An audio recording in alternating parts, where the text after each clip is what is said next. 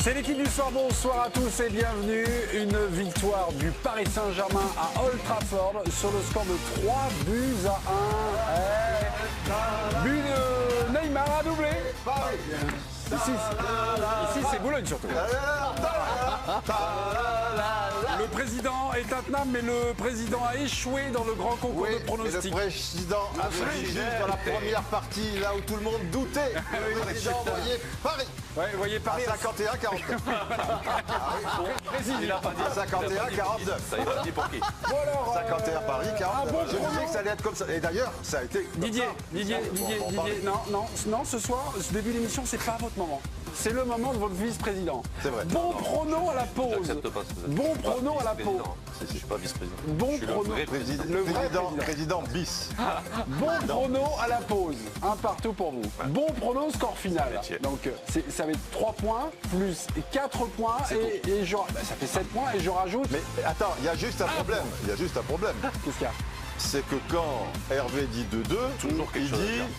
Putain, c'est pas con ça. Alors, j'aurais dû le faire. Tu vois, le mec il passe de 1-3, il dit c'est pas con. C'est sûr que quand il y a quelqu'un d'intelligent dans le plateau, il aime bien s'y référer. Tu as bien fait de dire ça, Didier, tu as bien fait de dire ça, parce que vu le match, on n'était pas loin du 2-2. Mais on n'était pas loin du 3-2 pour Paris. Mes petits, les questions auxquelles vous aurez à répondre ce soir. Avez-vous assisté à une victoire héroïque du Paris Saint-Germain ce soir? Ce sera oui ou ce sera non. Neymar au top, son deuxième but, change-t-il complètement finalement la lecture que vous avez de son match? Marquinhos sauveur, est-il forcément l'homme de cette rencontre? Bravo à Thuram, est-ce que c'est une victoire signée Thomas Tuchel? Mbappé, toujours pas de but en 2020 en C1, 89 minutes gros raté, mais Mbappé a-t-il fait malgré tout un bon match? Et puis on aura un pari premier, puisque ce soir, en cas d'égalité, soit avec Leipzig, soit avec Manchester, eh bien Paris passerait premier du groupe à la différence particulière. Attendez, il y a encore évidemment une journée et ce sera la semaine prochaine. Les images de cette rencontre folle avec Virginie. Virginie, bonsoir. Bonsoir, on va revivre cet énorme coup des Parisiens à Old Trafford. Un match super bien entamé avec une ouverture du score dans les 10 premières minutes. 1-2 avec Neymar, la frappe de Kylian Mbappé contrée à l'entrée de la surface. Le ballon revient sur Neymar à droite qui conclut parfaitement. Manchester recolle à la 32e avec une frappe de Martial au départ, repoussée par Navas. Le ballon revient sur Rashford. Un partout. Paris repasse devant grâce à la 69e minute avec un corner de Neymar. Au départ de l'action, repoussé dans l'axe. Reprise d'Herrera contrée. Diallo remise, Marquinhos fini. Et puis Neymar soulage les Parisiens sur cette action à la 91e avec une accélération depuis le camp parisien. Il sert Mbappé qui trouve Rafinha qui lui remet en retrait. Doublé du Parisien. 3-1 pour le PSG ce soir. Le PSG qui repasse premier de sa poule. Je veux un oui, je veux un non, je veux que des oui, je veux que des non, mais en tout cas, juste prononcez-vous. Est-ce que vous avez assisté ce soir, vous avez le sentiment d'assister à une victoire héroïque de Paris? Oui ou non? Héroïque. Président, silence. Comment? Héroïque? Oui ou non? Non, le terme. Non, pas héroïque. d'accord. Oui, qui dit oui? Oh, les pisse froids. Ils sont pas loin, mais c'est le truc héroïque qui est peut-être un petit peu. Ouais, non, mais héroïque, non? Ouais, héroïque. Ouais, en tout cas, ils ont été costauds, quoi. Ils ont. Ouais, alors, Dis héroïque, tu vas aller au duel. Non, mais il y a eu un peu de réussite. Oui, va pour héroïque, ça me va. Allez, premier duel. Olivier Rouillet est en duel face à Hervé Penaud. Non, j'en ai pas beaucoup. Olivier sera coaché par Sébastien Taragut. Non, attendez, on va partir sur Hervé Penaud qui dit non, c'est too much héroïque. Non, c'est bien, c'est costaud, tout ça. Je dirais que c'est vraiment une question con. Mais c'est too much. Hervé Penaud, démontez la question. Il y a votre adversaire qui est en train de se faire produire par Sébastien Taragut. J'étais au rendez-vous. Tu serais donné le point, toi, là? Là, Hésite entre héroïque et au rendez-vous. là, tu avais plus de conviction pour l'héroïsme que quand tu. Oui, j'avoue. Enfin, tu défends ton beefsteak. Oui, président, c'est bon, président. Olivier, vous votez pour qui? Pour Olivier qui a été magnifique ou Hervé qui a été pisse-froid? C'est très très c'est simple. pas pisse-froid, moi je C'est me très enflammé. simple. Ouais, tu t'enflammais. Compte Twitter de l'équipe du soir. Arbitrage du président. Franchement, ce soir, on est un peu passé par tous les sentiments quand même. Alors, je vais dire quand même. Paris outragé. Paris brisé. Paris martyrisé. Oh là là. Mais Paris libéré. Bravo. Et Rouillet libéré ou pas? Eh bien sûr, c'est quand même héroïque. Parce que quand tu es martyrisé, parce qu'à un moment, il faut être honnête, le premier quart d'heure de la deuxième mi-temps, avant que Tourelle effectivement fasse son changement, bon, on en parlera à un moment, il y a 3 occasions énormes, en particulier celle de Martial, le Cavani sur le machin, mais derrière le Cavani, tout ça, ça revient sur un joueur, c'est Fernandez je crois, qui donne à Martial. Et tiens, Marquinhos qui se jette comme un misérable. C'est Florenzi, je crois. Qui vient comme ça, un peu. Alors c'est Florenzi ou Marquinhos? C'est Florenzi qui vient lui couper un peu la trajectoire. Et donc, qu'est-ce que tu veux? Ils ont cette réussite, ou même on peut dire cette chance. Après, c'est les autres qui sont maladroits, c'est leur problème. Mais quand même, tu as de la chance si le mec... Bon, bref. Et donc, le tacle de Florenzi, tu prends le vent de face, tu martyrisé, outragé, brisé. Et à l'arrivée, tu as quand même, quoi qu'on dise, le génie de Neymar. Bon, ça c'est sur le 3e but. Cette grinta de Marquinhos où il va la chercher, truc. Le génie de Diallo. Oui, Diallo, cette frappe ratée. Mais je veux dire, donc voilà, c'est la résistance, quoi, tu vois. Oui. Enfant, entends-tu les... Là, on n'est pas bien, là. On n'est pas bien. Excusez-moi, j'ai c'est Paris. Paris libéré. J'ai juste une question. Héroïque. Quand vous regardez le match avec Didier, qui le fait boire? On était ensemble. On était tranquille. On était bien. On parlait foot avec Jo. Jo et Sébastien, pour l'instant, première partie de l'émission, vous n'avez rien à dire, vous avez tout prévu. Mais franchement, sur cette rencontre, si on prend vraiment de manière factuelle, très bon début de rencontre, un moment un trou d'air, puis Paris qui se reprend, puis Paris qui fait une rentrée calamiteuse, Paris qui est au bord de la rupture, finalement qui commence à se rebecter. La fin du match avec l'expulsion de Fred. Tu vois, quand on reprochait, mais ça va être Jo, juste, quand Tourelle disait on défend pas ensemble, je suis pas content parce que ceci, cela, là les mecs ils ont tout donné. Des fois maladroitement, mais c'est en ce sens-là. C'est ça que tu appelles le héroïsme. Dans l'esprit. Après, héroïque, ça. Ce soir c'était une grande partie de foot avec beaucoup d'émotions. C'était vachement intéressant, mais bon, il y a eu quand même cette deuxième mi-temps où même quand on regardait le match, on dit ils prennent l'eau de tous les côtés. Ah oui. Et après, moi je mets pas souvent en avant le coaching des entraîneurs parce que tu vois quand on fait rentrer un mec et qui 25 minutes après marque un but et qu'on dit ah bravo le coach. On a un thème. On a un thème sur Tourelle. On a un thème sur Tourelle sur son petit coup tactique. Je trouve qu'il y a un vrai changement à partir du moment où il fait ses premiers remplacements. Ça bascule. Et ouais, donc on va lui tirer un coup de chapeau quand même ce soir. Mais oui, à un moment donné, il y a 20 minutes, c'était... il n'y avait plus qu'une seule équipe sur le terrain. Ils n'arrivaient plus à ressortir un ballon dans cette partie de la deuxième mi-temps.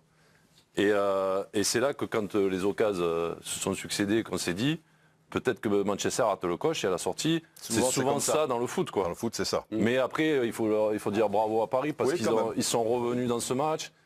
Et voilà, il y a eu un Neymar pour moi encore très très bon ce soir. C'est ce qui fait la différence sur ce PSG. Et bon, après Didier l'a dit, Marquinhos qui met encore ce but, il n'y a pas de secret, quoi. C'est le mec qui a l'esprit, qui a envie d'aller retourner le truc, il va s'arracher.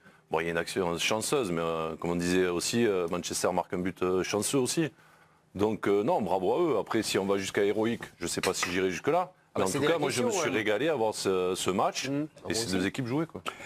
Sébastien, quel est votre sentiment? Vous avez l'impression, vous restez juste sur quoi? Sur Manchester qui a manqué l'occasion de tuer la bête Paris Saint-Germain ou non, pas? Moi j'ai aussi pris beaucoup de plaisir à regarder ce match et donc je ne vais pas m'en plaindre. Je suis ravi d'avoir assisté à ce match, surtout vu ce qui s'est passé la veille.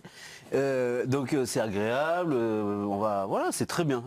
Comme téléspectateur, c'est très bien. Après, si on veut rentrer dans l'analyse la plus fine du jeu, de ce qui s'est passé, je pense que ce ne sont pas deux grandes équipes. Voilà, et qu'il y a beaucoup de failles, actuellement en tout cas, actuellement. Et ce qui est curieux, c'est qu'en première période, moi j'ai trouvé qu'ils défendaient, c'était très intéressant parce qu'il y avait ce bloc à Paris. Même quand ils n'étaient pas bien, ils étaient quand même groupés. Et ce qu'on leur a beaucoup reproché, ils faisaient tout ensemble. Parfois mal, mais ils faisaient ensemble. En seconde période, alors là pour le coup, il y avait de l'espace dans toutes les lignes. Ouais. Et donc ils étaient à deux doigts d'exploser. C'est un match capital pour la saison du Paris Saint-Germain. Ce soir, ils sont à deux doigts d'exploser, peut-être une barre, c'est la réussite, tu la provoques, peu importe. En tout cas, ils l'ont eu, mais ça s'est joué à ça, et peut-être que ça bascule du bon côté. La 49e minute, c'est Martial qui fait un raté incroyable, il est gêné par Florenzi. Il y a à la 51e minute. Oui, à la 51e minute. Non, mais dans l'esprit, si tu veux, tu es dépassé, mais tu lâches jamais. Et Florenzi, qui est au bout du bout, non, après on joue sur les mots, on force le trait, mais il n'empêche, parce que des fois tu es dans la difficulté, tu vois, c'est Lopez block-in. Je plaisantais sur Diallo tout à l'heure. On en parlait d'ailleurs. Mais ce que fait Diallo sur le but, le deuxième but, c'est une bonne réaction. Alors il a de la réussite, il a de la chance, peu importe. Mais c'est une très bonne réaction parce qu'il faut le mettre le pied. C'est un bon réflexe. Là, pour le coup, autant la frappe est complètement ratée. On a l'impression qu'il cherche. Oui, il cherche à la remettre dans l'axe. Ah oui, je pense qu'il veut faire ça. C'est pas un truc, il essaie pas de marquer. Ça lui tape pas sur la jambe et ça va là-bas. Il met le pied, il a le réflexe de mettre le pied pour la Non, attendez, Hervé, parce que dans votre duel qui restera héroïque face à Olivier Rouet, vous avez commencé à dire non, moi je verrais pas ça un match héroïque et vous avez émis l'hypothèse que c'est peut-être un match déclic. Oui, il y a une sorte de fondateur. Parce que c'est un peu on est sur la même logique. C'est-à-dire que ce match-là, il vaut tous les matchs depuis le début de saison. On ne savait pas de quel côté le Paris Saint-Germain allait tomber. S'ils sont battus ce soir, c'est peut-être l'explosion du groupe, l'explosion de l'équipe. Ou même le match nul. Même un match nul. Et là, c'est une manière aussi de se rattraper ce qu'ils ont vu. Et justement, sur le fond même du match, alors avec les erreurs qu'on a pu voir, etc. Mais à côté de ça, il y a eu plein de choses ultra positives. Et maintenant, ils peuvent capitaliser sur tout ce qu'ils ont vu. Ils se sont rendus compte que quand ils jouaient en équipe, ils sont capables de coups incroyables parce qu'il faut quand même gagner à Manchester. C'est pas simple. Vous avez quand même une grosse équipe en face de vous, même si c'est peut-être pas la meilleure équipe européenne, mais en tout cas, il faut être capable de le faire. Et puis, on s'est rendu compte que les joueurs cadres, les joueurs clés de cette équipe, les Mbappé, les Neymar surtout évidemment, et quand ils sont à ce niveau-là d'implication, ils sont capables de renverser des montagnes. Donc là-dessus, ils peuvent travailler et repartir dès le week-end prochain en championnat, parce qu'il ne faut pas l'oublier, il y a le championnat où ils ont été un petit peu resserrés par une meute qui tente de mordre les mollets. Et donc on sent il peut y avoir, vous savez, dans une saison, parfois il y a des matchs comme ça. Un match tournant plus que... Tournant, pas de référence. Plutôt qui peuvent permettre de tourner. Moi, pour l'équipe, j'ai un doute. Parce que c'est tellement comme ça. Peut-être, on verra. Mais bon, en revanche, pour le club, c'est le match capital, encore une fois, à 5 minutes. Parce qu'on ne sait pas ce qui se serait passé si Manchester avait marqué. Mais le club, ça pouvait partir à volo. J'ai regardé, je faisais la compilation, puis à chaque fois, vous me coupez la parole, mais il n'y a pas de problème. 49 minutes, Martial, quel raté, il est gêné par Florenzi. 51 minutes, centre de Rashford. Cavani est juste premier poteau, un petit peu décalé sur la droite. Il frôle la déviation, c'est magnifiquement joué. 53e, Fred qui tire, c'est contré, corner pour Manchester. Mbappé qui perd la balle, belle course défensive, on en parlera, du match d'Mbappé. Et puis après, nous avons Cavani à la 57e minute, le petit piqué sur la transversale, donc 49e, 57e, vous savez. Non, mais tu ne peux pas rester sur le piqué sur la transversale, parce que derrière, super occasion. Et derrière, encore super occasion. 2 occasions. Et 61e de Martial, et 61e minute, Cavani rate son contrôle. Fort heureusement pour Paris. Juste après, il y aura la tête sur la transversale de Marquinhos. Mais il y a 3 vraies occasions, dont une qui compte 12. Oui, mais on sent quand même. Ah oui, mais on sent quand même que la menace est constante. Sur chaque action, tu te dis, ça peut rentrer. Ils n'ont pas vu le jour. Moi, j'ai le sentiment que, surtout on disait à la pause, que Tourelle leur demandait de monter. Et je pense, moi je mettrais la main au feu, qu'il a dû les secouer en leur disant, vous êtes trop dans vos 30 derniers mètres. Vous restez là-haut, vous ceci, vous cela, tentez si bien qu'ils jouaient sur 50 mètres et que les milieux de terrain, Verratti qui est un petit peu court physiquement, Paredes, un truc, Danilo qui va pas à 1000 à l'heure, peu cher, et tout le reste. Et les gars, ils étaient en mouvement, ils partaient dans le dos, tout ça, et il y avait des boulevards. Mais c'était plus... Je pense qu'il y avait une volonté de ne plus être dans ces 30 derniers mètres, et pour ce faire... chacun était un peu haut, ils n'étaient pas compacts pour le coup, tu vois. On reparlera du coaching de Tourelle, on parlera également peut-être du non-coaching, qui est reproché de Solskjaer. Comment se fait-il que Solskjaer ait pu laisser Fred jouer aussi longtemps? Rappelons qu'il a été exclu à la 70e minute. En plus c'est drôle parce que le carton il touche pas Herrera. En revanche, il avait touché Paredes 2 fois en première mi-temps. Finalement c'est prêté pour un rendu. Déjà, sur la première intervention, il se fait avoir à la provocation de Paredes.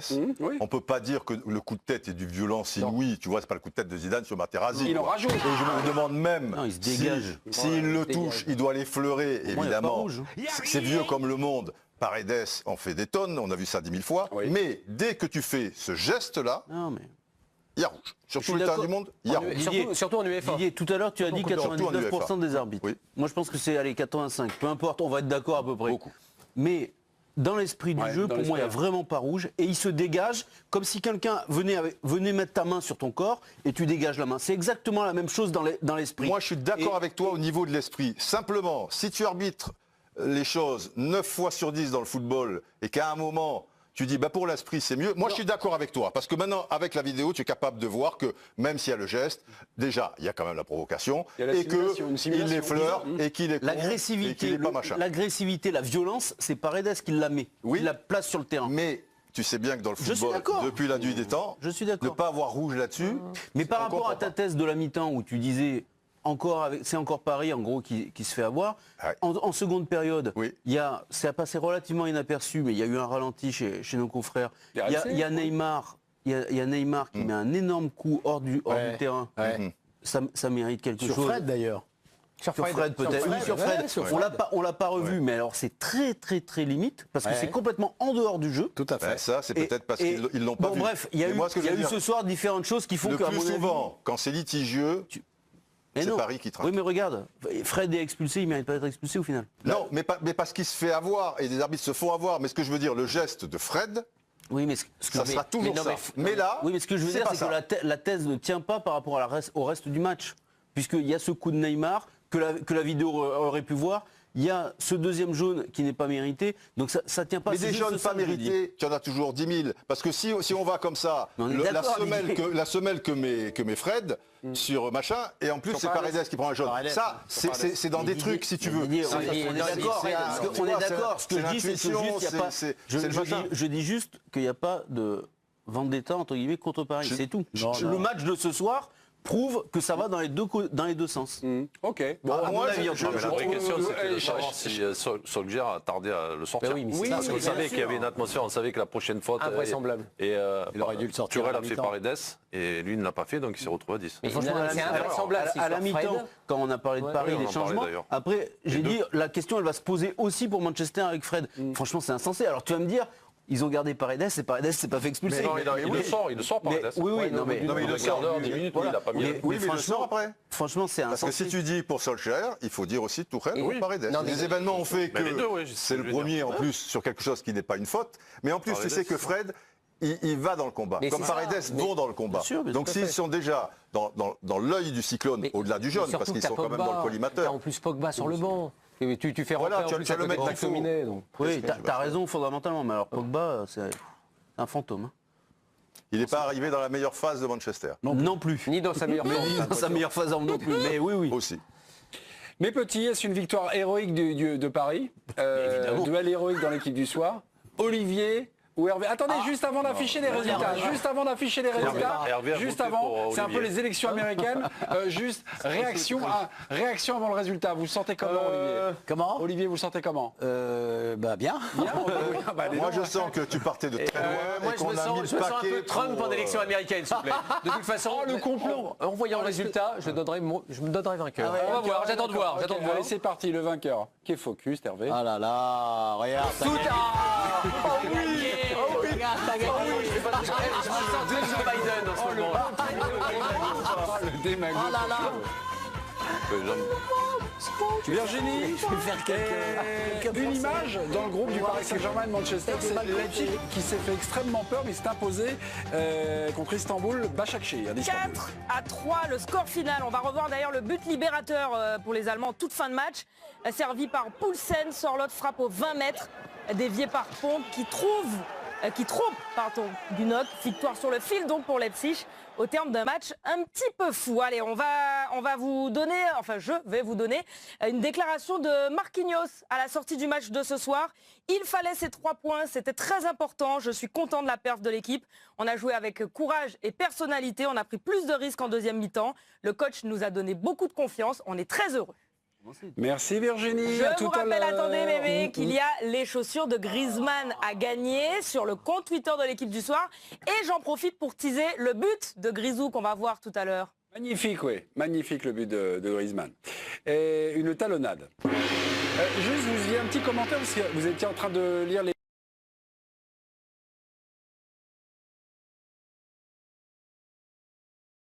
petites choses sur le compte Twitter de l'équipe du soir. Certains téléspectateurs disent non, c'est pas forcément héroïque.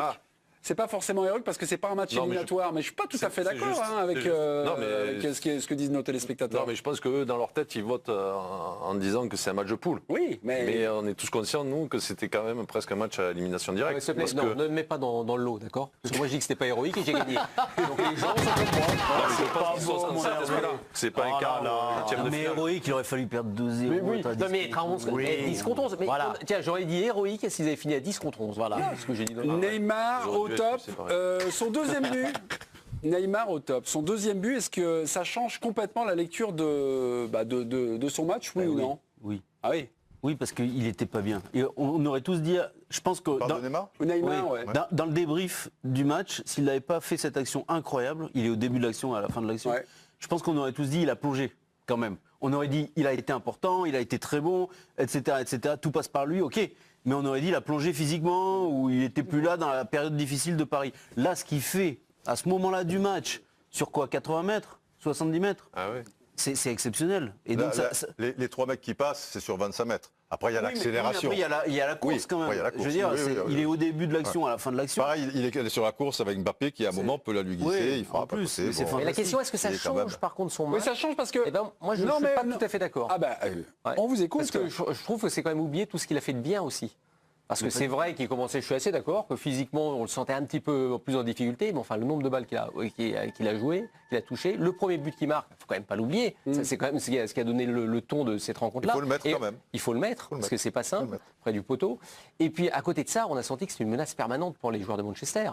Chaque fois, ils essayaient de le serrer, ils étaient à 2, à 3. Si on te demande sa note avant ce but, tu lui mets combien? Ah bah attendez. La note de l'équipe du soir. Avant ce but. La note de l'équipe du soir. Avant ce but. Vous pouvez 6 7 maximum. J'hésite entre 6 et 7. Voilà, tu hésites entre 6 et 7. Et là, tu vas pas hésiter longtemps, je te dis tout de suite. Je vais lui mettre 8.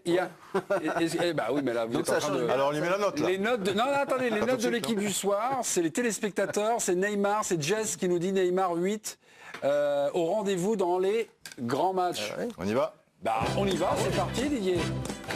Oh, un match exceptionnel, comme dirait Didier Deschamps, que nous saluons. C'est exceptionnel. C'est un très bon match de la part du Ville-Peuple. Pourquoi c'est le petit point en plus? Parce que c'est lui, que tu veuilles ou non, en attaque, tu vois pas Keane. Tu vois pas Mbappé. Parce que tu vas pas me dire, bon, on en parlera peut-être un peu. Oui, on va en parler de Ça a été Kylian. difficile pour lui, etc. À partir du moment où tu prends cette volée de bois vert sur 20 minutes, qu'est-ce que tu veux qu'il fasse? De temps en temps, il a pris un peu le ballon, mais il n'y avait personne, machin, il l'a perdu, etc. Mais les notes par rapport à ce type de joueur, c'est aussi des gens qui font les différences. Et là, l'action de fin, tu ne peux pas l'occulter. Elle a son importance, puisque du coup, par rapport aux deux matchs, ça fait basculer. Enfin, même à 2-1, remarque, tu avais perdu combien? Non, tu avais fait 2-1. Donc, le premier but, il est là. Et chaque fois, il passe le mec, il te fait des choses. Il n'a pas trop rajouté dans les dribbles. Dans le cinéma, un peu en première mi-temps, mais enfin, il n'en a pas trop rajouté. Donc moi, je mets 9. C'est peut-être, je m'enthousiasme peut-être. 8, je vois des fois des 8, tu vois, où tu te dis, putain, le mec, il est là, quoi. Il a une présence formidable. Sur ça, je croyais que tu allais lui mettre 9, tu vois. Sur ces choix de jeu... Il y a eu ce trou un peu. D'accord, il a accompagné tout le monde. Sur ces choix de jeu, sur ces gourmandises, on les oublie ce soir. Il y a eu parfois des... qu'il y en a eu beaucoup.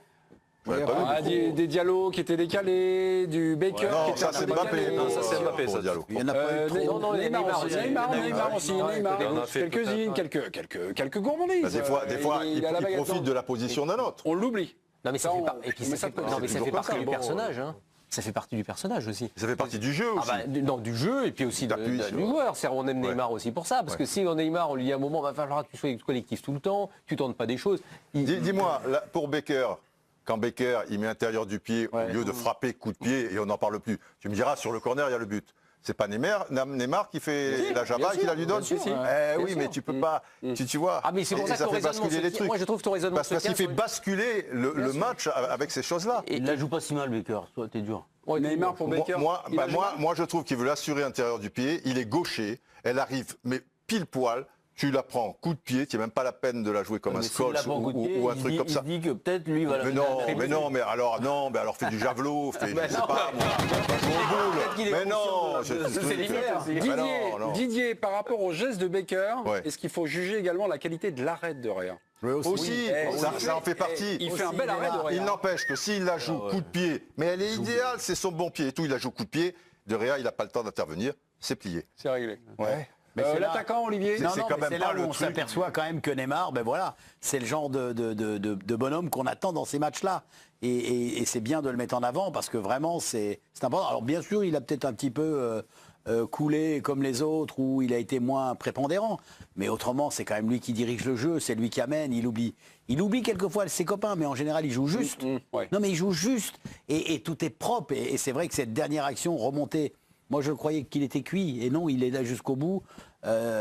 Franchement, moi il m'a épaté quand même ce soir. Au niveau mental, tu vois, d'assumer jusqu'au bout son rôle de chef. Ah, c'est un champion. Je trouve que ça c'est surtout c'est qu'il est toujours présent dans les grands matchs. Alors non, presque au final, non, sauf la finale. Oui, contre Bayern, c'est vrai qu'il a été un peu moins bien. Mais tous les matchs couperés, même tu vois, la semaine dernière on l'a critiqué contre Leipzig. Il a fait peut-être des mauvais choix. Il a peut-être forcé un peu le jeu. On lui est tombé dessus à juste titre, franchement. Ah mais non, mais c'est ça justement. On n'était pas d'accord. C'est justement où je vais en venir. C'est-à-dire que même sur un match comme ça, où il y avait une tension énorme, ce qu'a dit Sébastien, c'était juste, ce soir, c'était prépondérant pour la saison. Mais il y a 8 jours, c'était même pire, je pense. Je pense, oui. Et il y avait une telle tension sur tout le monde. Le seul qui va chercher le ballon, qui tente des trucs, qui fait, c'est lui. Donc là, encore ce soir, c'est lui qui fait la différence. Et il est, je ne vais pas dire toujours, la plupart du temps, il est présent. Et c'est son rôle. Et il y en a d'autres qui ont ce rôle-là, mais par contre qui ne sont pas là. Maintenant, et c'est tous les ans. Maintenant, lui, il a été blessé les 2 premières années, donc on lui est tombé dessus. Oui, il était blessé, donc c'est compliqué de jouer blessé. Mais par contre, quand il n'est pas blessé, il est présent. Il y en a d'autres qui le sont. Mais c'est pas pour rien qu'il est considéré en gros comme le 3e meilleur joueur du monde. C'est-à-dire que là, on parle. Je veux dire, on non, mais pour aller au fan Neymar. Oui, j'ai bien compris où tu voulais aller. De qui je parlais. Évidemment. Donc à chaque fois, vous me comparez Neymar et Mbappé. Mais il n'y a pas de comparaison. Mais qui vous? Mais l'ensemble des gens. Non, mais c'est pas Hervé. Je préfère. Mais pour moi, tu crois vraiment que les gens. Tu penses que tout le monde dit les 2 stars. Oui, parce que c'est les 2 stars, c'est les 2 têtes d'affiche. Non, mais pour moi, tout le monde dit Neymar et Mbappé, les 2 stars. Mais tu vois, tu oublies Di Maria, elle n'existe pas, tout ça. Mais pour moi, tu n'as même pas Non, mais parce qu'aujourd'hui, dans le projet du PSG, d'être au même niveau, quoi. Tu vois bien que quand on parle de cela, ça dépasse le cadre du terrain aujourd'hui. C'est-à-dire que c'est un truc à la fois économique, sponsoring, etc. Et d'image et de club, quoi. Concrètement, c'est le club qui mise sur ces 2 joueurs-là. Oui, mais moi, après, je parle du sportif. Mais oui, mais je pense que sur le terrain, je suis pas sûr qu'il y ait beaucoup de gens qui te diraient que Neymar n'est pas au-dessus de Mbappé. Ouais, mais on est souvent en train de dire que c'est les 2, quoi. Non, mais on est souvent en train de dire que c'est les 2 qui font gagner le PSG. Moi, je pense que tu serais étonné, Sébastien. Ah oui. Parce que Mbappé, c'est vrai que ça attire la lumière. C'est vrai que comme il est très jeune et après il sera de moins en moins jeune quand même, hein, parce que ça joue beaucoup dans la psychologie de dire, tu te rends compte, il est jeune et il bat ses records-là, il a été champion du monde, il a fait une Coupe du Monde où il a fait des différences formidables, mais dans un style de jeu où c'était parfait pour lui avec truc. Mais bon. Et il a des qualités indéniables. Il n'empêche que là, il traverse une mauvaise passe qui dure un petit peu, pas que d'un point de vue statistique. Et c'est vrai que Neymar, mais pour les gens, je ne suis pas sûr que cette telle différence qui existe dans les matchs importants, elle soit aussi visible comme te l'explique Jo. Parce que Mbappé, à côté de ça, il va avoir des stats en Ligue 1 où il te claque plein de buts ou des choses comme ça. Et ce qui est terrible avec Neymar, c'est que des fois, quand il passe à côté en Ligue 1, ou qu'il en fait trop, à Monaco, quand il rentre en deuxième mi-temps, c'est du foutage de gueule. C'est du foutage de gueule. Le mec est là, il est truc, il pense à autre chose. Contre Bordeaux, c'est du foutage de gueule. C'est machin. Et c'est pour ça que je vous ai dit dans la première partie, vous étiez vachement inquiet, parce que vous étiez sur ces 2 matchs, ce qui est logique. Et que là, c'est un match particulier, et que ces mecs-là, dans ces matchs particuliers... Ben oui. Attention avec le président en vie.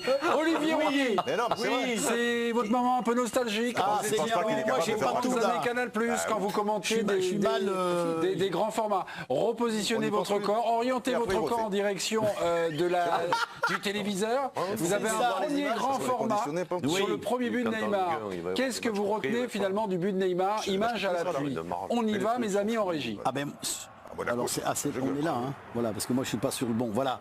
En plein là, il y a l'enseignement d'Mbappé qui va frapper. Non, ce qu'il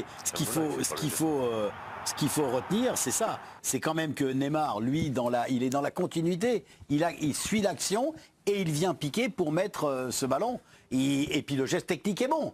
Parce qu'il faut quand même, il y a toujours le gardien qui reste à moitié debout. Faut la mettre. Il faut être là. Bien sûr qu'il faut être là. On est dans le droit à l'info, on ne peut pas forcément, fondamentalement, vous remettre un ralenti. Je trouve que De Gea, il défend exagérément son premier poteau. Et je trouve que dans sa posture, il lui ouvre un peu l'angle. La frappe de Neymar... Si il la prend au premier poteau, tu vas dire... Non, mais il défend exagérément son premier poteau. Non, mais il a une attitude. Oui, mais vous avez vu sa posture. Non, mais il a une génuflexion qui est un peu bizarre. Le haut de son corps... C'est ça. Il a sorti avec le pied. Maintenant, il touche le pied, ça monte. Ça aurait pu être sorti. Maintenant, la qualité technique de Neymar, elle est là aussi. Oui, l'idée d'un gardien dans cette situation-là, c'est de boucher son premier. Ah, mais complètement. poteau. Non, mais là, il n'y a rien à lui reprocher au niveau de son placement. Pardon, vas-y. Non, mais c'est juste la positionnement, c'est tout. T'as l'impression qu'il a une attitude à Neuer. Oui. Mais sauf que Neuer, il fait ça quand les mecs sont face à lui et qu'il y a la place à droite, il y a la place à gauche, machin. Là, c'est très bizarre. Là, je trouve que son attitude est étrange et qu'il aurait pu avoir un positionnement plus traditionnel pour boucher son angle. Et après, avec le bras, peut-être.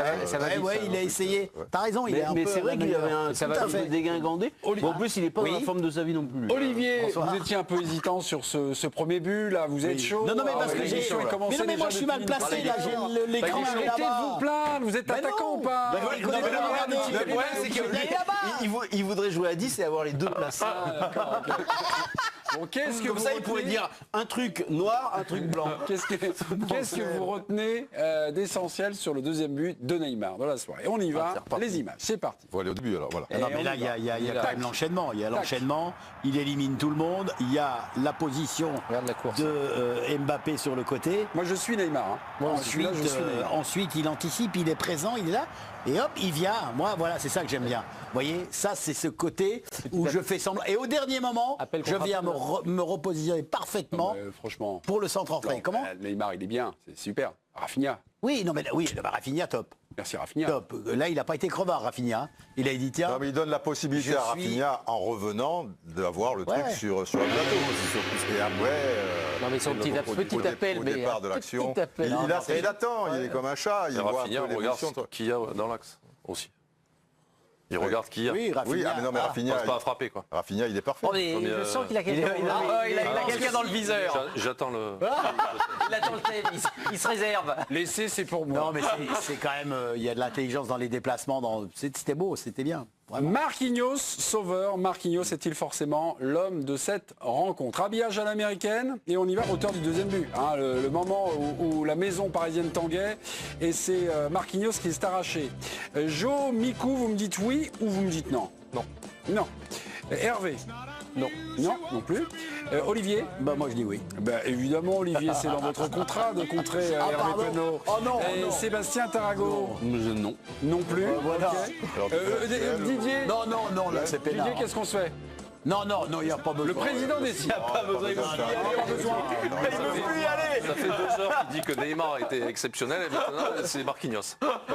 C'est pas un problème d'être exceptionnel, c'est d'être là au moment où il faut. Le plus influent, c'est peut-être pas forcément le meilleur, mais celui qui a peut-être eu le plus d'impact finalement sur ça. D'avoir la réaction, il faut sur ce coup franc, ce corner qui a été renvoyé. C'est comment dire, il y a la remise qui est faite et il est là, il se retourne, il gicle, déjà il met une tête sur la transversale. Comment? La tête sur la transversale quand il va la chercher derrière. Oui, déjà, exact.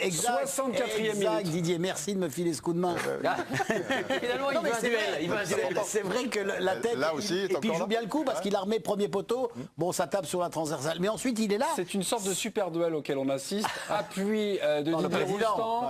Il fonce vers le but. Mais Marquinhos. Alors peut-être que Neymar éclaire cette partie de son génie. Surtout, il remet tout le monde dans Marquinhos dans l'idée de l'absence de renoncement. On y va, les gars. Ça va presque gêner de dire non, mais on a tellement dit bien sur Neymar que ça paraît ridicule après de dire que finalement l'homme clé du match c'est lui.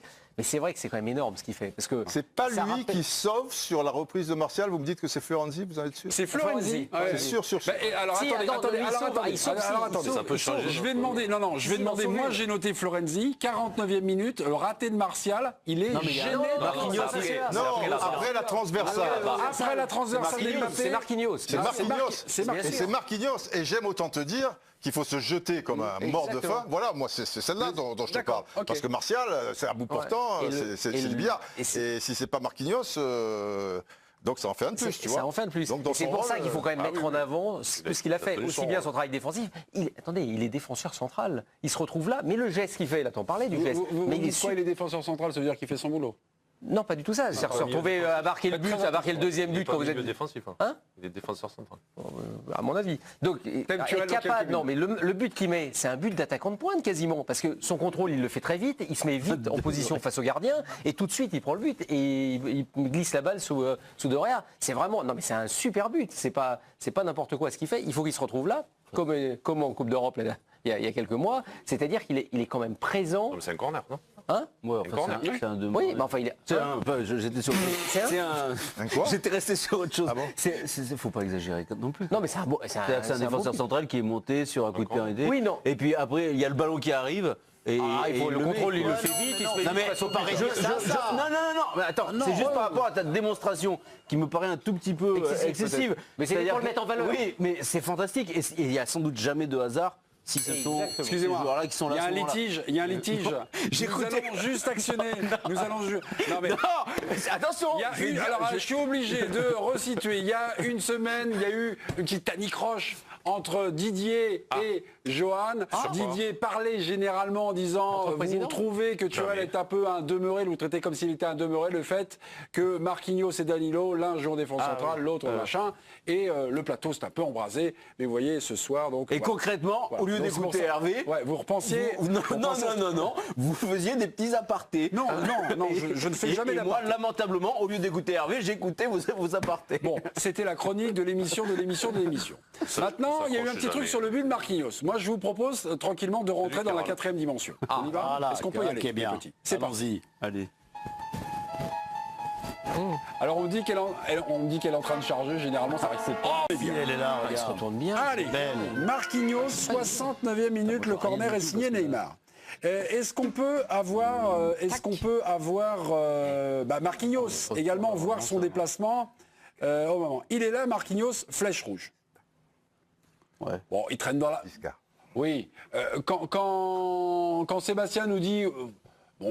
Faut peut-être pas fondamentalement s'enflammer. Je réagissais Hervé parce qu'il disait, vous vous rendez compte, c'est un défenseur central qui est dans la surface. Son geste, c'est un coup de pied arrêté, quoi. Oui, non, mais d'accord, mais là, il reste présent dans la surface de réparation. Il y a quand même la récupération et ensuite la vivacité pour. De toute façon, on va pas arriver à se fâcher là-dessus. Oui, mais non, mais c'est un geste de buteur ou un geste de défenseur?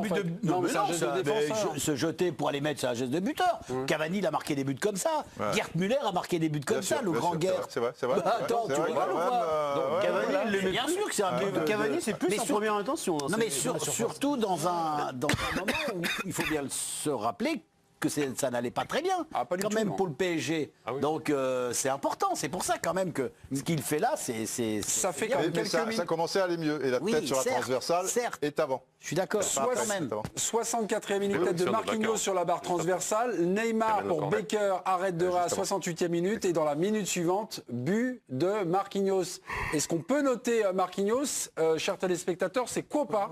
Noter Marquinhos, pour moi, c'est un grand 8. Eh oui, c'est un grand 8. Donc si Neymar a fait un meilleur match que Marquinhos, il a 9. Comme il n'y a pas de 8,5. Oui, il n'y a pas de 8,5. Il n'y a pas de 8,5. Ni de 7,5. Ah, si Neymar c'est exactement ça. Que Marquinhos, alors il est là. Moi, je regrette les demi, de toute manière. Les demi te donnaient des petites. Oui, mais il fallait trop de. Vous imaginez les raquettes? Vous imaginez le jeu de raquettes avec les 8,5? Bah, tu faisais ça. Non. Un peu de bon sens. Virginie Saint-Silly, d'autres images, d'autres réactions de la soirée? D'autres images, oui, on avait Ferencváros contre le FC Barcelone, 3-0 pour le Barça. Et ce qui fait plaisir, c'est que les Bleus ont brillé ce soir. D'abord, Antoine Griezmann à la 14e avec un double 1-2 entre Dembélé et Alba côté gauche, centre récupération de Griezmann au premier poteau. Et puis Ousmane Dembélé obtient sa chance sur pénalty à la 28e pour le 3-0. Le Barça est premier de son groupe devant la Juve et le Dynamo Kiev. Les chaussures de Grisou sont à gagner, donc excellent moment pour pouvoir le rappeler. C'est sur le compte Twitter de l'équipe du soir. Et je termine avec cette déclat de Nasser Al-Khelaifi. Je suis très fier de mes joueurs. C'est le président du PSG qui le dit. C'était un match très important pour nous, un match décisif. J'ai failli avoir une crise cardiaque avec la barre d'Edinson, je pense qu'il n'est pas le seul. Il faut continuer car on n'est pas encore qualifié. On a fait un très bon match tactiquement. C'est pas facile de gagner ici et on l'a déjà fait 2 fois. On n'est pas encore qualifié, est-ce qu'il a raison de le rappeler? Eh ben oui. Oui, mais il est dans son rôle. Le seul cas, c'est s'il y a un match nul. S'il y a un match nul. Ouais, voilà. Ouais. Donc, ouais, mais bon. On a vu des choses aussi incroyables du côté de Paris. Oui, là, ça serait. C'est pas pour leur porter la poisse, hein, mais parfois on a vu des choses un peu exceptionnelles. On a vu souvent. Rejaillir le feu de ce vieux volcan Didier. Merci Tité Jacques. Passons à un autre débat. Je pense qu'on est sur la case bravo Turel. Voilà, c'est ça. Est-ce que c'est une victoire? Celle-là, il faut l'encadrer. Est-ce que c'est une victoire signée Turel? Je peux vous demander une chose. Celle-là, il faut l'encadrer. Est-ce qu'on pourrait demander à Olivier Rouillet en premier Son sentiment? Très bien. 65e minute. Est-ce qu'on peut avoir le coaching, la Rivière Coaching, 65e minute, double changement. Quand Turel sort Keane et fait rentrer Baker, on se dit qu'est-ce qu'il veut faire? Et puis double changement, puisque Paredes sort, là on comprend mieux, pour Herrera. Paris change de système. Adieu le 4-3-3, passe en 3-5-2. On est à la 65e minute. Le but de Marquinhos arrivera 4 minutes plus tard. Est-ce que c'est une victoire signée Turel? Votre producteur Olivier Rouillet me conseille tout de suite d'aller vous voir. Qu'est-ce que vous me dites? C'est un bon coaching, oui, c'est un très bon coaching. Il a bien joué son coup, il a bien rééquilibré son équipe. Olivier, simplement, Sébastien... c'est pour plaisanter. C'est la suite des... C'est vrai qu'il est Tourelle, mais à juste titre, il a été critiqué, à juste titre, pas sur de nombreux points. Parce qu'on avait l'impression qu'il perdait complètement le, je pensais fil. Donc c'était une petite méchanceté. Non, mais je pensais que sur le... Pourquoi Parce que tu l'as beaucoup critiqué. Ah oui, ça ne me gêne pas. C'est pas grave. je veux dire un grand oui. Je veux dire un grand oui ce soir. Excusez-moi, au moment où il fait son coaching... Là, on est très surpris. Vous dites quoi? On se dit quoi? Non, mais on se dit, il sort Keane et met Baker. Donc on comprend pas trop. Et après, quand on voit le changement à 3 derrière avec et que Neymar et Mbappé passent dans l'axe, finalement, tout le monde va se rappeler qu'il y a un attaquant qui sort.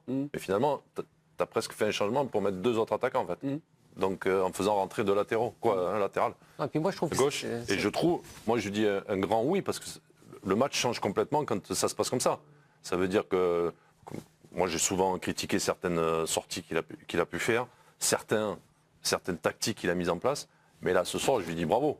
Parce que s'il ne fait pas ça, peut-être que Paris perd ce soir. Vraiment, parce que c'est choix en cours de match d'ailleurs. Parce que souvent on a trouvé qu'en cours de match, il n'était pas assez influent. Mais moi je trouve que c'est une force dans un coach. Oui.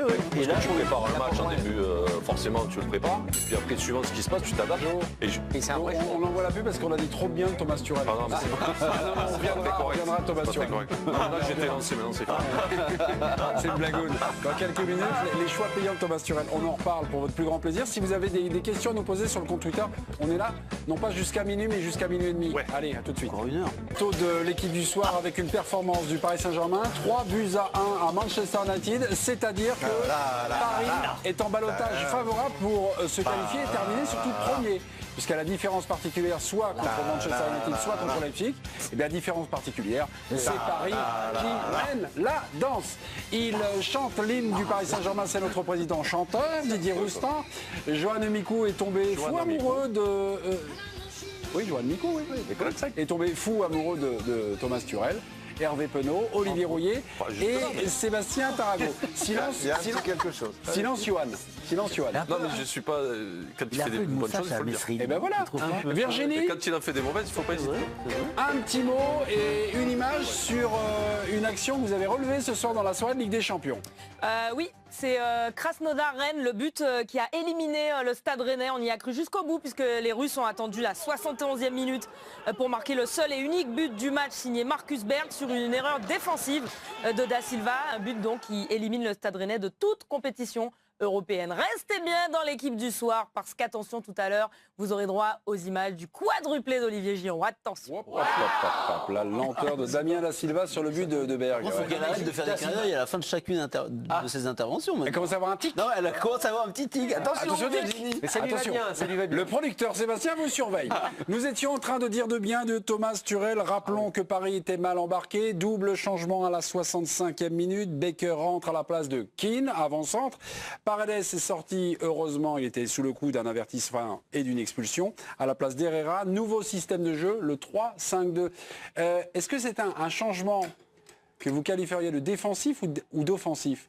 Parce que pendant ces 20 minutes, Paris prenait l'eau et Paris prenait l'eau sur le côté gauche. Il y avait beaucoup d'actions qui arrivaient sur le côté gauche de Paris. Moi, j'ai cru comprendre, enfin au début j'ai compris que c'était plutôt un changement pour colmater. Côté droit aussi, hein. Côté droit aussi, mais surtout avec Rashford, tout ça. Il a eu des crampes. Diallo et les crampes un petit peu plus tard.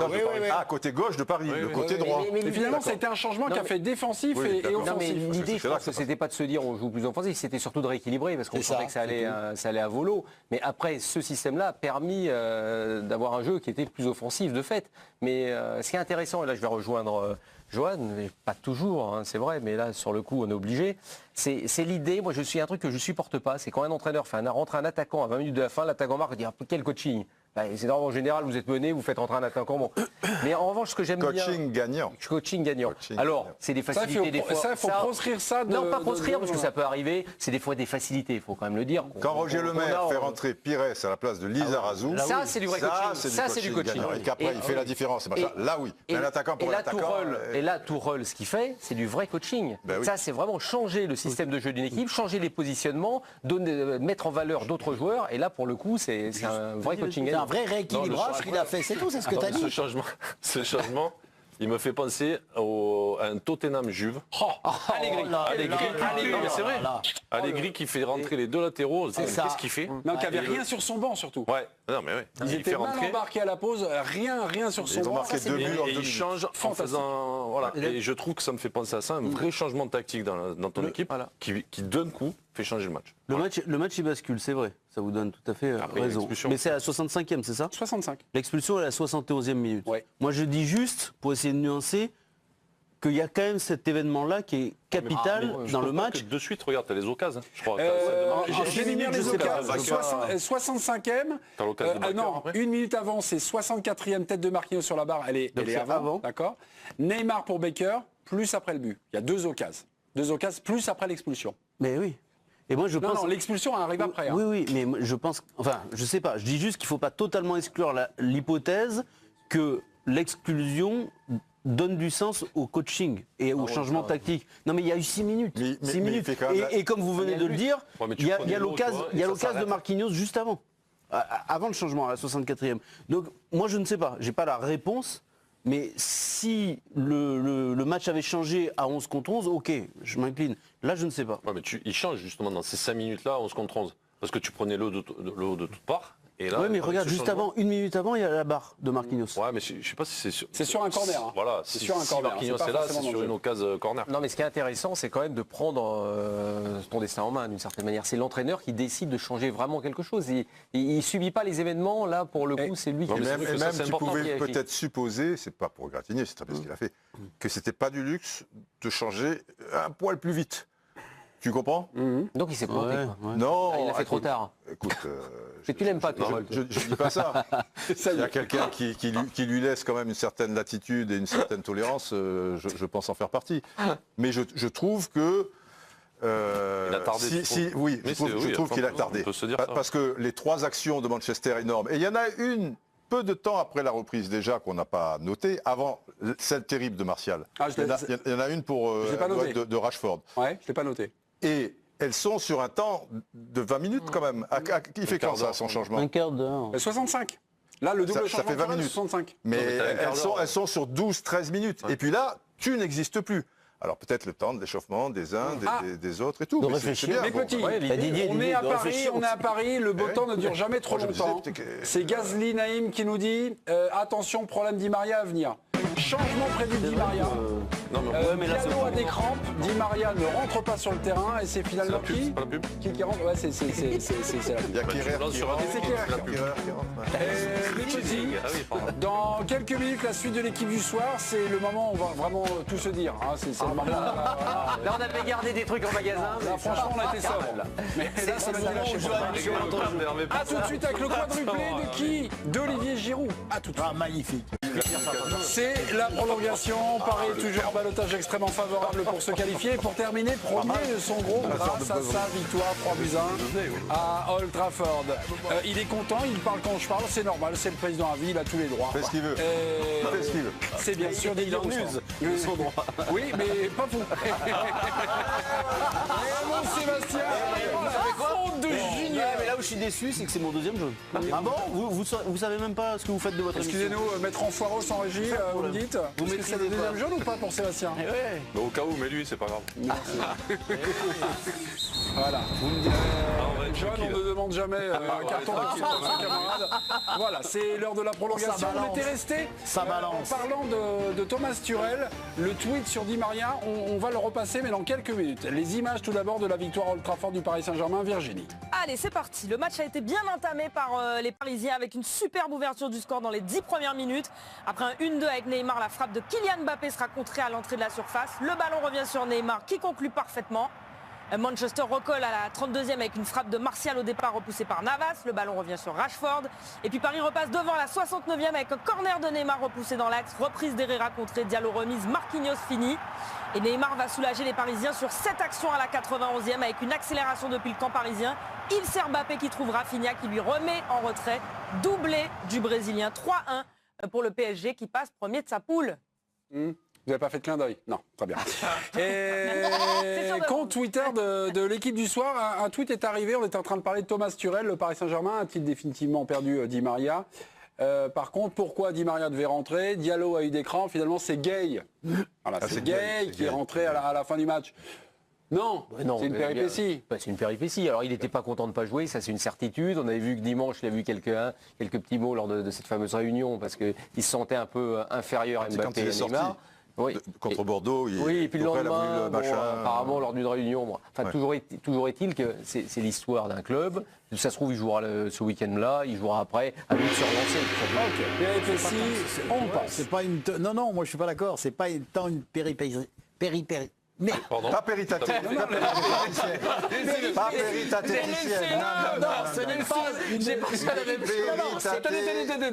n'est pas une péripétie. Est-ce que le chimie... Je l'avais,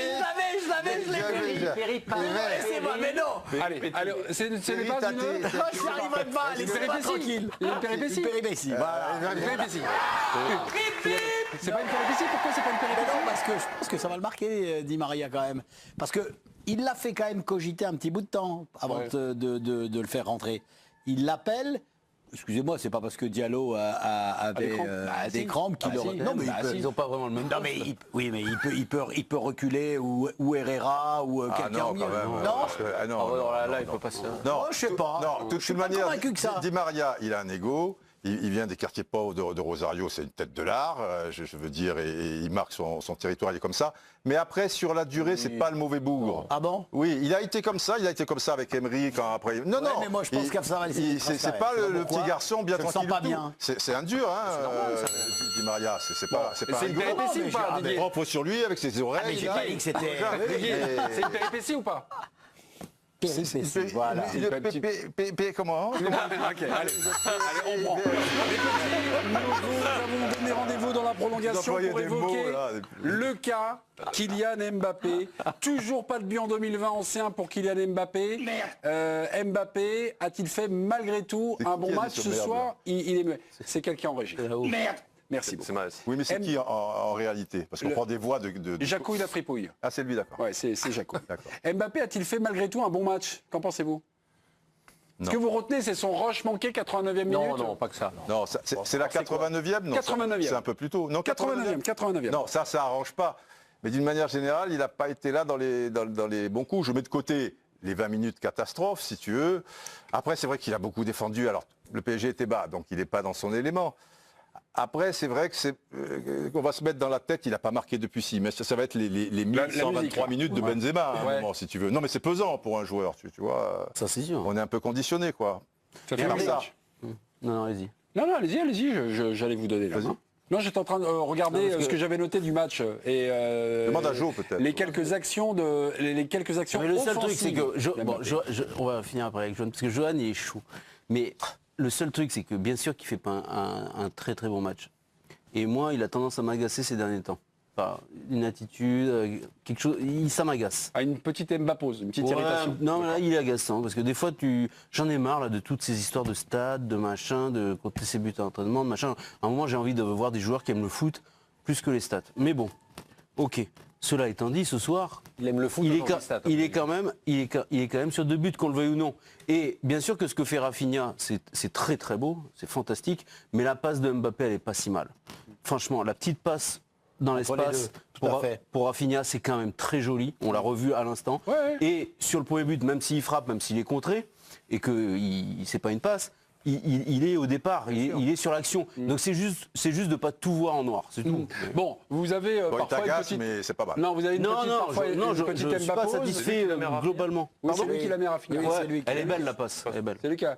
Vous avez une petite irritation, même un peu plus. Du coup, on appelle c'est ça. à mon avis presque. Du coup, vous êtes dans la zone Mbappé. Non, mais moi je trouve que, tu vois, il y a des, on en est arrivé à dire à la mi-temps que Mbappé défendait un petit peu. On en est arrivé à dire qu'il défendait trop, qu'il fallait faire attention. Ouais, parce que il fait juste son travail en fait à son rôle. Ouais. C'est-à-dire que après dire qu'il jouait, Paris jouait trop bas, lui aussi, donc c'est pas son avantage. Ben si, justement un petit peu.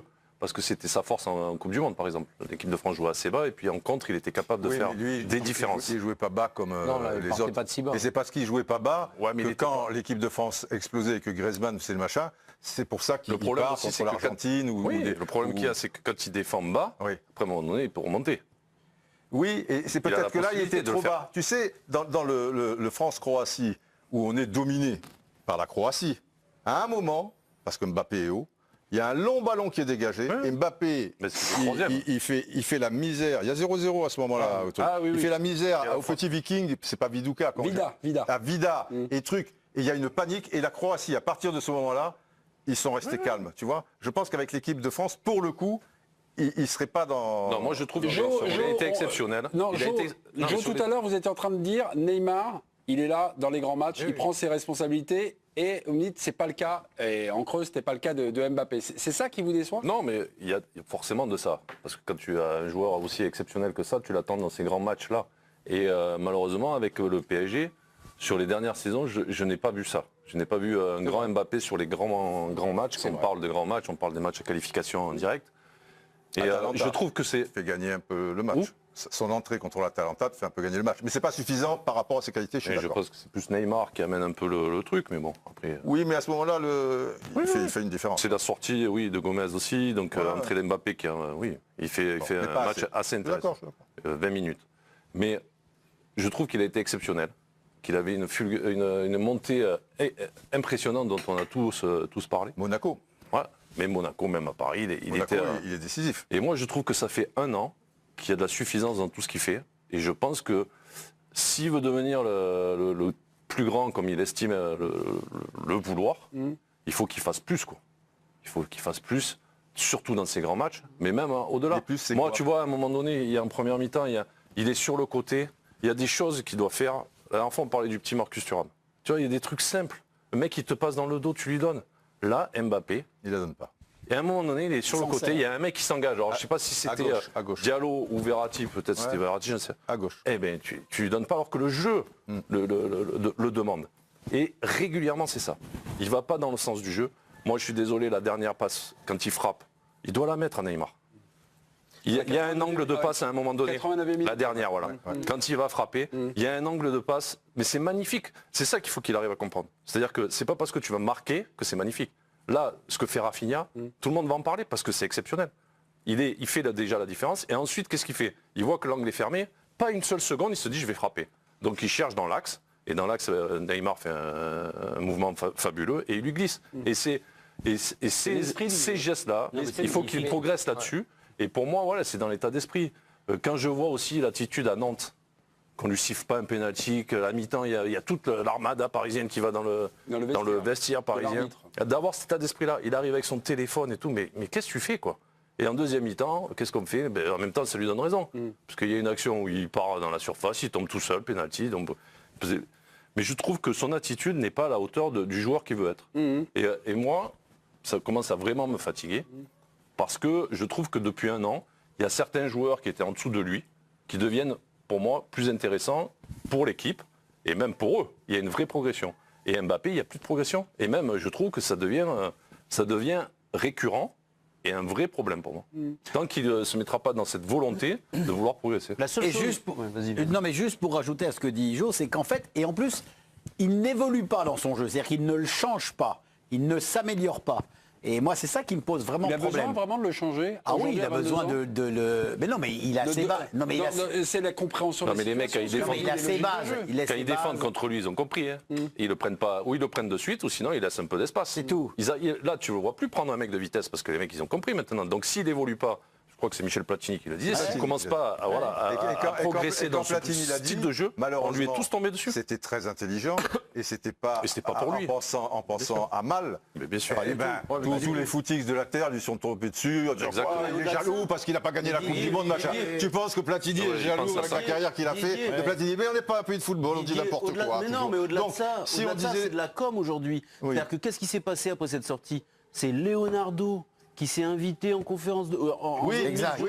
Et qui est venu mettre un énorme taquet à Michel Platini. Mais c'est une honte, on ne met pas un taquet à Platini, mais Leonardo, c'est qui? Enfin, je veux dire quoi? Ce que je veux dire par là, c'est qu'aujourd'hui dans le foot, moi c'est ça que je n'aime plus dans le football, c'est que ce ne sont plus des joueurs de football, ce sont des produits qu'il faut protéger. Non, mais pas tous.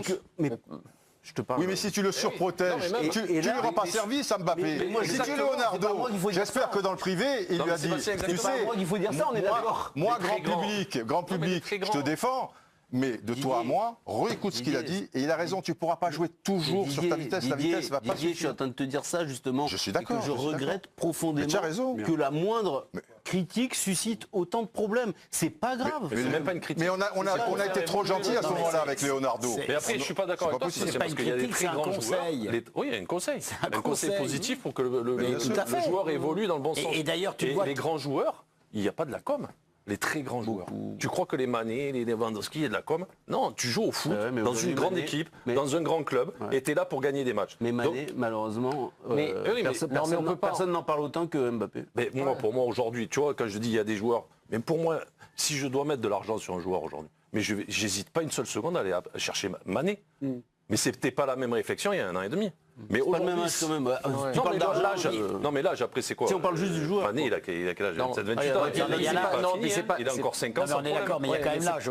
Tu peux rien dire. Il y a encore. Je veux dire, si aujourd'hui je veux gagner des titres, si aujourd'hui je veux gagner avec une vraie équipe, je joue avec lui.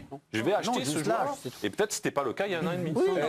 Hervé Penaud, vous voulez dire quelque chose? Vous avez patienté. Oui, parce que qu'on le veuille ou non, il y a la notion de produit marketing aujourd'hui sur certains joueurs. Certains joueurs sont plus vendeurs que d'autres. Mané ne supporte pas l'exposition excessive. Lui, c'est le gars tranquille. Non, mais ça c'est important. Parce que mine de rien. C'est pour qui c'est important? Non, mais je veux dire, on parlait de produit marketing. Non, mais parce qu'on est dans une société, de spectacle depuis des années. Et le football, c'est du business. Et donc l'image, et un footballeur est un produit autant qu'un footballeur. Exactement. Et il y a des joueurs. Lewandowski, il n'est pas mis en avant. Mais pourtant, c'est celui qui te fait gagner les titres. Mais oui, mais peut-être moi je connais pas Lewandowski. Il va te faire, Mané, je connais. te ramener peut-être moins d'argent en image par rapport à l'équipe. Si tu mets Mbappé ou Lewandowski maintenant sur ou Lewandowski sur le plan mondial, eh ben Mbappé il passera devant. Parce que tu découvres pas ça quand même. Sur le marketing, oui. Ben oui, mais et en plus, c'est ça leur recherche. Et puis en plus, en dehors de ça, il y a la quête de ça. Voilà, quelqu'un comme Mané, lui, il veut rester comme ça. Il veut rester. C'est quelqu'un d'ultra simple. Il cherche. C'est sa nature. Bon, voilà. Mais la seule chose, c'est qu'on a tellement monté haut Mbappé, ce qui était normal, parce qu'au départ, il arrivait 17-18 ans. C'est un monstre absolu. Donc il n'y a absolument rien à dire là-dessus. 4 mois en Ligue des Champions avec Monaco. Il marque 6 buts dans la phase éliminatoire. C'est hors norme. C'est un joueur hors norme. Et en plus, aujourd'hui, il est beaucoup plus attendu qu'à une certaine époque. Donc c'est aussi d'une certaine manière peut-être un peu plus dur pour lui, il ne faut pas l'oublier non plus. C'est normal. C'est normal. Mais c'est intéressant. Comme c'est une approche mentale, si jamais il a un déclic à un moment qui se dit qu'il écoute un peu et qui, je sais pas, t'as l'air d'avoir un doute. Non, c'est pas ça, mais c'est pas, non, mais c'est pas si simple que ça. Moi, je parle ce serait tellement bien, justement pour qu'il réalise, c'est pas lui faire du mal, essayer de l'enfoncer. C'est juste essayer que c'est un talent exceptionnel et pour devenir l'un des plus grands joueurs de tous les temps, il va falloir qu'il écoute un peu. Il est possible peut-être. Alors ça change de club. Qui change de club. Voilà, moi je pense que le cap, ça va peut-être au taquet, mais c'est possible d'être dans un club où il aura des grosses responsabilités aussi. Parce et puis un club qui soit au-dessus de lui. Et où dans ce club, même s'il est professionnel, mais comme c'est quelqu'un d'intelligent, la note en express de Kylian Mbappé, c'est Antoine Sreki, il nous dit pour moi c'est pas satisfaisant, c'est 4, il n'a pas la moyenne Kylian. Vous lui mettez combien? Tous les jours qu'on marque un quadruplé en Ligue des Champions. Bien ce soir Olivier Giroud a inscrit 4 buts avec Chelsea, son club, face au FC Séville. Virginie. C'est parti pour les images. Quadruplé de Giroud, ça n'arrive pas souvent en Ligue des Champions. Le Français s'est surpassé d'abord à la 8e sur une passe de Kai Havertz. Il a enroulé du pied gauche. À la 54e, c'est Kovacic qui le trouve sur le côté droit. Giroud trompe le gardien d'un ballon piqué du droit. Avant-dernière action à la 74e qu'on va voir. But 100% français puisque Kanté sur le côté droit va progresser puis centrer pour la tête d'Olivier Giroud au premier poteau.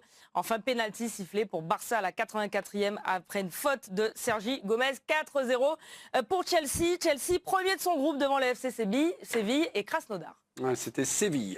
Giroud quadruplé en Ligue des Champions. Vous avez eu les buts. Est-ce que, Giroud, est-ce qu'on lui met 10 ce soir? Note de 10 ou pas? Non, vous avez eu les buts. Vous avez les buts. Oui. Son match. Là, sans problème. Moi, je lui mets 10. Sans problème. Non, mais attends, il marque pied droit, pied gauche, il met de la tête, il met un penalty, geste technique superbe. 10. Bah merde alors. Même si les deux équipes étaient qualifiées, il y avait quand même une lutte pour la première place. Exactement. Et Giroud est titulaire, donc ça c'est quand même encourageant pour la suite de la saison aussi. Oui, c'est-à-dire que du coup, lui qui jouait pas assez il va trop jouer et qui va normalement chercher un club l'hiver. Il est comme Mbappé, il défend. Lampard, il va jamais vouloir s'en séparer. Ouais, mais là, non, mais refus de notation de la part de nos deux journalistes de l'équipe, Hervé Penaud et Sébastien Darro. On ne peut pas noter Giroud, on n'a pas vu son match. Bah oui. On a vu l'essentiel, les 4 buts. Pied gauche, pied droit, machin. C'est pas grave. Qu'est-ce qu'il y a? Il y a des joueurs qui ont mis 4 buts et qui ont eu 9. Alors peut-être que le 9 et le 10, peut-être qu'il aurait eu 10. Non mais la beauté des buts. Ah, elle est magnifique. Ça joue sur la note. Ça joue. C'est pas des buts de raccro. Non, le penalty est magnifique. Le premier, c'est un chêne en palme. Il vient vous voir comme ça. Mais de temps en temps. Il essaye de me retourner parce qu'il sait qu'il attend. Lui, son but, c'est d'essayer d'aller gratter la place d'Abraham.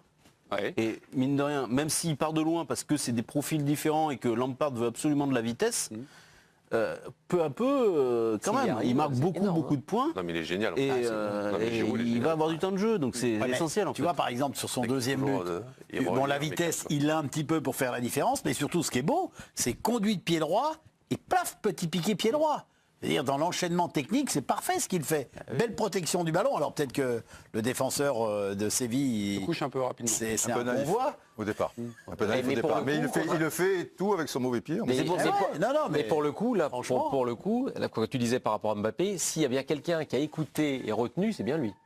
Parce qu'on a l'impression que même dans les moments les plus critiques, il arrive à revenir. Une réflexion très intéressante du président qui est malheureusement passé à l'as. Ah, il a dit c'est sur l'avenir d'Olivier Giroud. C'est vrai qu'il y a quelques semaines de cela, on disait il joue pas en club, va falloir qu'il trouve un autre logement. Deschamps, il n'y a pas longtemps. Et là, finalement, il va rester à Chelsea, finalement. Ah, bah c'est possible. S'il met des buts comme ça, au bout d'un moment, il n'y a aucun intérêt pour qu'il s'en sépare. Oui, mais est-ce qu'il le met titulaire tu dis on joue pour la première place, il y a quand même un intérêt. Il n'a pas fait tourner l'équipe ce soir.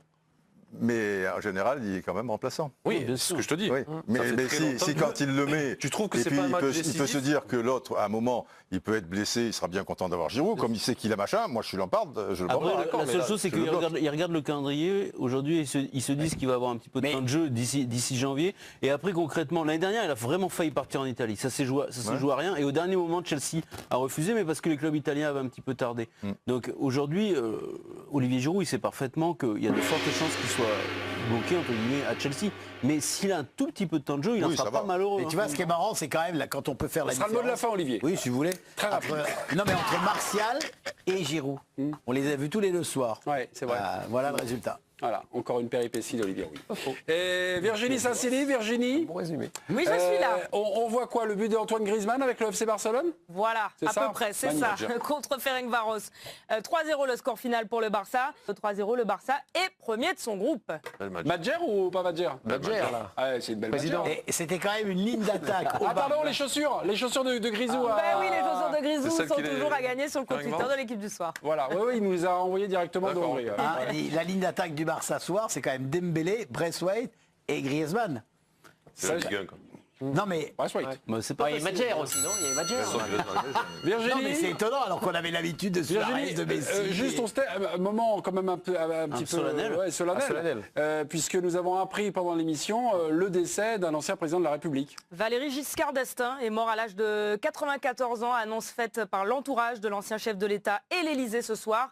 Il a présidé la France de 1974 à 1981. Il s'est éteint dans sa propriété dans le Loir-et-Cher.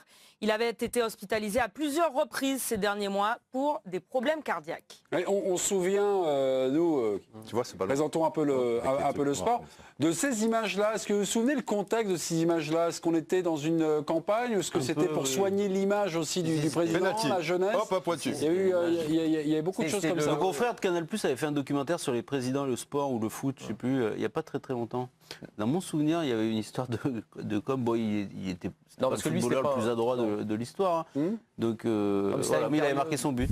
C'était une période où il fallait se rapprocher des Français, on allait manger chez les uns, chez les autres. Il allait manger dans des familles. Il mangeait chez les Français, on allait manger chez les Français, jouer de l'accordéon. Et puis ça faisait partie de un peu de la communication aussi à l'époque. Mais alors qu'il n'était pas, lui, n'était pas féru de sport. Ça n'a jamais été un des présidents les plus fans de sport. C'est quand même le seul président, et je lui en veux beaucoup, je m'excuse Monsieur le Président, mais je vous en veux beaucoup parce qu'en 78, nous avons gagné la Coupe de France et on n'a pas eu droit à monter sur la tribune présidentielle et aller fêter l'événement. Il y a que le capitaine qui est monté? Parce que le protocole, oui, il y a que Michel qui est monté, le protocole du président Giscard d'Estaing avait refusé. Et là, je lui en veux un petit peu, mais paix à son âme quand même.